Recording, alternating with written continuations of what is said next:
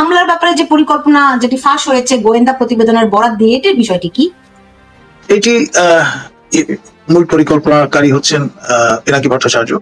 তিনি 1050 লোকজন জড়ো করবার একটা প্ল্যান নিয়ে অগ্রসর হয়েছেন এবং তাদের যতটুকু শোনা গেছে তাদের কাছে আইইডি থাকবে, ইম্প্রোভাইজড এক্সপ্লোসিভ ডিভাইস, এবং এগুলো ব্যবহার করে অন্যান্যবার যেমন শান্তিপূর্ণভাবে তারা এক ধরনের অ্যাক্টিভিজম দেখানোর চেষ্টা করেছিলেন, এবার সহিংস হয়ে উঠবার সম্ভাবনা প্রবল, এমনটি অনেকে মনে করছেন। এবং এটি পিনাকির পক্ষে সম্ভব, কারণ হচ্ছে is a desperate person, he can do and do anything.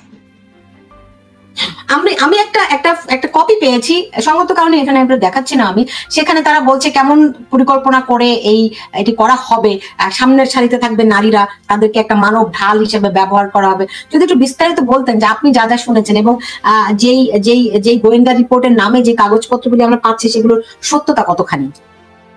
দেখুন, এগুলো আমরা সোশ্যাল মিডিয়ামে দেখেছি এবং এমন ভাবে বিপণন হয়েছে, কারা করছে বা করেছে সেটা বোঝার কোনো উপায় নেই, কিন্তু স্টাইলটা অনেকটা সামরিক যে আপনার পরিপত্রগুলো হাজির করা হয় অনেকটা ওই স্টাইলে করা, গোপনীয় লেখা এবং ধরন পয়েন্ট আকারে সেভাবেই আপনার বর্ণনা করা আছে।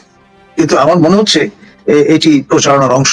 যারা এই কাণ্ডটি করতে চাচ্ছেন তারাও করে থাকতে পারেন, যারা এই কাজটি পছন্দ করছেন না তারাও করে থাকতে পারেন। বেনিফিট অফ ডাউট দেওয়াটা ভালো।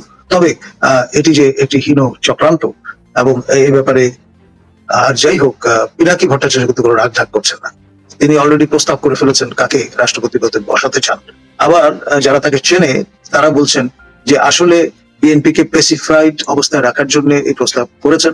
মূল লক্ষ্য হচ্ছে আমার দেশের যিনি সম্পাদক, সম্মানীয় সম্পাদক মাহমুদুর রহমানকে সেখানে মোতায়েন করবেন। মানে আমি বুঝি না, আমাকে আরেকটু যদি ক্লারিফাই করতে। আপনার অফিসিয়ালি তিনি বলছেন সাবেক প্রধানমন্ত্রী বেগম খালেদা জিয়াকে, মাননীয় প্রধানমন্ত্রী ছিলেন, তাকে রাষ্ট্রপতি হিসেবে দেখতে চান তিনি বঙ্গভবনে, আমাদের মহামান্য রাষ্ট্রপতি শাহাবুদ্দিন চুপ্পু মহোদয়ের স্থলে। কিন্তু মূল চিন্তাটা হচ্ছে একটা সময় বলা হবে যে তিনি তো আসলে এখন মাত্র আপনার চিকিৎসা শেষে দেশে ফিরেছেন, সুতরাং তার বিশ্রাম দরকার। এই কাজটি করতে পারবেন মাহমুদুর রহমান, যিনি আমার দেশ পত্রিকার সম্পাদক, নির্যাতিত হয়েছেন ইত্যাদি নানান রকম ভাবে এই বিষয়টি ড্রামা করার একটা চেষ্টা বা চিন্তা আছে। মানে এটাও সেই জাদুকরের মতো আস্তিনের নিচে এটা লুকোনো আছে, পরে বের করবেন, এরকম। ওকে, এমনিতে তো যখন কোনো ষড়যন্ত্র বা গোপন পরিকল্পনা ফাঁস হয়ে যায় তখন ধরে নিতে হয় ওটা আসলে বাস্তবায়ন হয় না সাধারণত এরকম। এখন ধরুন পিনাকি তো ছেড়ে দেওয়ার লোক নন, হতোদ্যম হবার লোক নন। তিনি পারসিস্টেন্টলি এবং কনসিস্টেন্টলি তার কথাবার্তা বলেই চলেছেন, হাত পা নাচিয়ে, এবং যাকে ইচ্ছা তাকে মেলাইন করবার চেষ্টা করছেন, হত্যার হুমকি দিচ্ছেন, এবং তারপরেও কিন্তু তার ফলোয়ারের সংখ্যা কম নয়। খুব সিস্টেম্যাটিক্যালি দীর্ঘদিন ধরে এই বিপণনের কাজটি চলেছে এবং আজ পর্যন্ত আমি ছাড়া আর কেউ তাকে আপনার সবক দেওয়ার চেষ্টা করেনি। আমার মূল দোষ হচ্ছে আমি কেন গায়ে পড়ে তাকে তার ভাষা ব্যবহার নিয়ে সদুপদেশ দিতে গেলাম।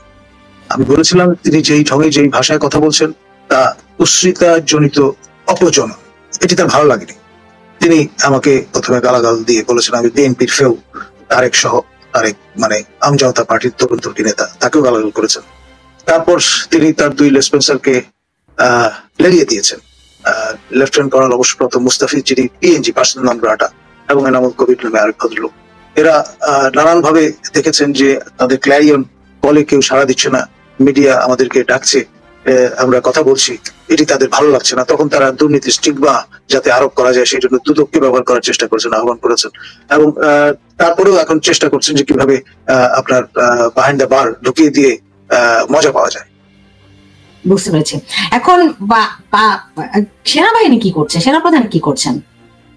দেখুন, ইনাকি তো তাকেও হুমকি দিচ্ছেন, তাকেও গালাগাল করছেন, মানে কাউকে ছেড়ে কথা কইছেন না। আমাদের তিন বাহিনী সর্বাধিনায়ক মহামান্য রাষ্ট্রপতি চুপ্পু মহোদয়কেই তিনি আমলে নিচ্ছেন না, আর বাকিরা তো কোন ছাড়। তার অ্যাটিটিউডটা হয়ে গেছে সেন্ট্রাল আফ্রিকান রিপাবলিক, যেটি বোকাসার পাল্লায় পড়ে সেন্ট্রাল আফ্রিকান এম্পায়ারে পরিণত হয়েছিল, এবং তিনি ফ্রান্স থেকে অর্ডার দিয়ে রাজদণ্ড এবং সিংহাসন বানিয়ে নিয়ে এসেছিলেন এবং নিজেকে তিনি সম্রাট হিসেবে বিবেচনা করা শুরু করেছেন। সেই বোকাসার মতো অবস্থা। জি। ধরেন কিন্তু সেনাবাহিনীর অবস্থাটা কি? তারা এরকম তারা সতর্ক আছেন এবং আপনি বলছিলেন যে সেনাপ্রধান বলেছিলেন যে মব ভায়োলেন্স আর সহ্য করা হবে না। তারপরে গতকাল দেখলাম ভোলাতে একজন স্বামীকে বেঁধে রেখে স্ত্রীকে ধর্ষণ করা হচ্ছে, সেই ভিডিও এখন সামাজিক যোগাযোগ মাধ্যমে ভাইরাল। কুমিল্লায় আপনি দেখেন যে এক নারীকে বিবস্ত্র করা হয়েছে মুরাদনগরে। আপনি দেখেন একটি ছেলের ভিডিও দেখলাম, তাকে ছুরি দিয়ে কুপিয়ে কুপিয়ে খুঁচিয়ে খুঁচিয়ে হত্যা করা হচ্ছে। এত বিভৎস নৃশংস। আরেকটা ছেলেকে দেখলাম গাছের সঙ্গে বেঁধে তাকে পিটিয়ে হত্যা করা হচ্ছে। আর এক জায়গায় দেখলাম ছুরি দিয়ে কুপিয়ে কুপিয়ে টুকরো টুকরো করা হচ্ছে। মানে এগুলির বর্ণনা শেষ করতে পারবো না যে এতগুলো ঘটনা একসঙ্গে সামাজিক যোগাযোগ মাধ্যমে ঘুরছে। অসুস্থ হওয়ার মতো অবস্থা। আমি জানি না বাংলাদেশের মানুষ কিভাবে করে এগুলো সহ্য করছে, কিন্তু ঘটনাগুলো ঘটছে। তো আমার সেনাপ্রধান তো বলেছিলেন যে আর সহ্য করা হবে না। তো ওনার সহ্য ক্ষমতা কোথায় গিয়ে পৌঁছলে ওনার মনে হবে যে না, এটাই শেষ? দেখুন, সর্বশেষ যে ঘটনাটি ঘটেছে সেটি হচ্ছে উত্তরবঙ্গে এক কোম্পানি শূন্য যারা দায়িত্বরত ছিলেন তাদের নামে মামলা করার অনুমোদন এসছে। এটি আনপ্রেসিডেন্টেড, এর আগে কখনো বাংলাদেশের ইতিহাসে এমনটি আমরা জানি না। সুতরাং একে একে আপনার ট্যাবু যা আছে, ট্র্যাডিশন যা আছে, সবই ব্রেক করার প্রক্রিয়া শুরু হয়েছে। এবং কোনো ফোন আপ আমরা দেখলাম ফাঁস হচ্ছে, যেখানে বলা হচ্ছে যে সেনাবাহিনী বা এই ধরনের বাহিনীকে যারা আইন শৃঙ্খলা রক্ষার দায়িত্বে এখন মাঠে আছেন তাদেরকে টিস্যু পেপারের মতো ব্যবহার করে ছুঁড়ে ফেলবার একটা মাইন্ডসেট নিয়ে এরা অগ্রসর হচ্ছে। তাই তো তো আমি যেটা বললাম, সেনাপ্রধান কি করছেন আমি জানি, আপনি প্রশ্নের উত্তরটা দিতে চাচ্ছেন না, কিন্তু আমি জানতেই চাই। মাননীয় সেনাপ্রধান তিনি অবশ্যই তার বাহিনী, তার আন্ডার কমান্ড যারা, তাদের প্রস্তুত রেখেছেন এবং আপনার এ ধরনের হামলে পড়ার ঘটনা ঘটলে মহামান্য রাষ্ট্রপতি যেদিন বাহিনীর প্রধান, তাকে আপনার শারীরিকভাবে লাঞ্ছিত করবার চেষ্টা হলে, বঙ্গভবন বিস্ফোরণ ঘটানোর চেষ্টা চললে ডেফিনেটলি সেনাবাহিনী আপনার অবাক হয়ে তাকিয়ে দেখবে বা ক্ষান্ত থাকবে, এটা ভাবার কোনো কারণ নেই। সর্বশক্তি দিয়ে প্রতিহত করবে।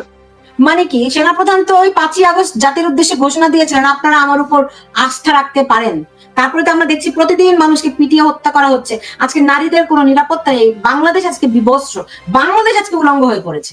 তো সেনাপ্রধান কি করছেন? দেখুন, আমাদের মাননীয় সেনাপ্রধান তিনি এবং তার বাহিনীর জনবলের সীমাবদ্ধতা আছে, এটা তো স্বীকার করতেই হবে। 17-18 কোটি লোকের মধ্যে কয় লক্ষ লোক ইউনিফর্ম অবস্থায় আছেন, তাই না? নতুন তথ্য দিচ্ছেন। এটা ল এন্ড অর্ডার একটা পারসেপশন। আপনার সেনাবাহিনীর উপস্থিতি একটা পারসেপশন। গুলি করার দরকার হয় না, এটা একটা পারসেপশন। তারা তো সেটা ভোতা হয়ে গেছে। কারণ হচ্ছে এই যে দিনের পর দিন আপনি ম্যাজিস্ট্রেসি ক্ষমতা দিয়ে পিপলের ইউনিফর্মকে পুলিশি দায়িত্ব দিয়ে বাইরে রেখেছেন। এখন পুলিশ তার যে বাহিনী হিসেবে মোরাল বা মনোবল ভেঙে পড়েছে, এটা তো স্বীকার করতেই হবে। এখন পুলিশের কাজ তো সেনাবাহিনী দিয়ে হবে না। একটু সিভিল পাওয়ার তারা তাদের উপস্থিতি বজায় রাখছেন বলে এখন পর্যন্ত একটা ধামাচাপা অবস্থা চলছে। এবং আজকে তারা যদি প্রত্যাহার করে নিয়ে যান নিজেদেরকে, সেনাবাহিনীকে ফিরে যান, পুরো দেশ কলাপস করবে, এতে কোনো সন্দেহ নেই। আপনার আইনের শাসন ন্যূনতম অসুবিধাও থাকবে। সেনাবাহিনীকে মাঠে রেখে পুতুলের মতো দাঁড় করিয়ে তিনি তো বাহিনীকেও ধ্বংস করছেন। এর দায় ডেফিনেটলি মাননীয় প্রধান উপদেষ্টা, কারণ তিনি প্রতিরক্ষা মন্ত্রণালয়ের দায়িত্বে নিয়োজিত।